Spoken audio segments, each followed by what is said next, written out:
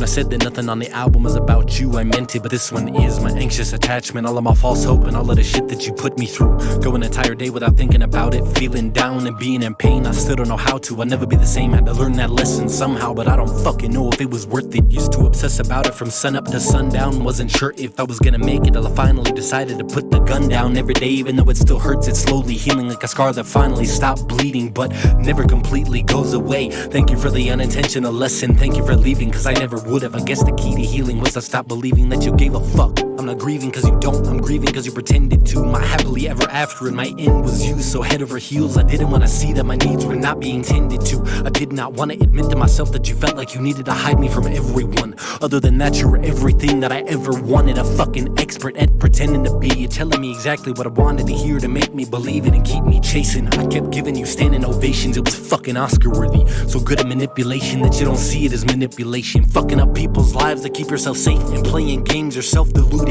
How many people are you currently using for attention and validation? I know you rely on that to survive and feel okay, and when shit gets too real with one of them, you throw them away, then move on to the next one and repeat the cycle. But in the process, you have no fucks to give about the hearts you're breaking. Battered and fucking shattered, still picking up pieces no matter how gorgeous you are. Beauty fades when that happens, everything you're avoiding's gonna seep in. You can't pretend forever, it's gonna catch up. I hope you think of me when it does.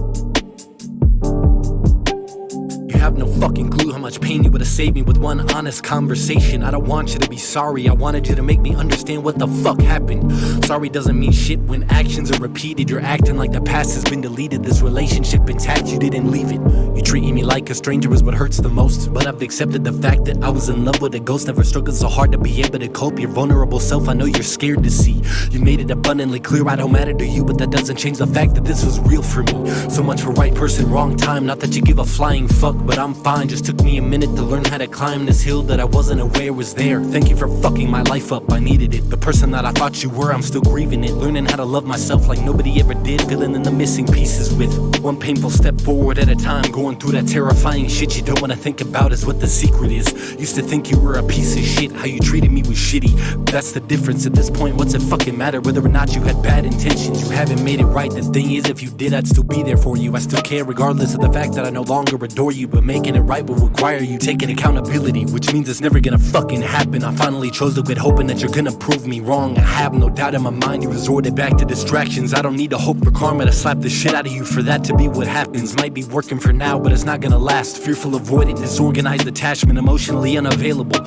There's a reason all your relationships leave you feeling terrible. It's never gonna get better till you get your shit together. Heal from all the trauma caused by a fucked up family, your criminal father, and addicted mama. It's not your fault that you were emotionally fucked from the start, but now just like every other adult, it's your responsibility to face it and go through it before you tear some more guys' hearts apart. As a person and a partner, you have so much potential. I hope you find a way to heal. I wanted more than life itself for us to heal together, but you fucked it up.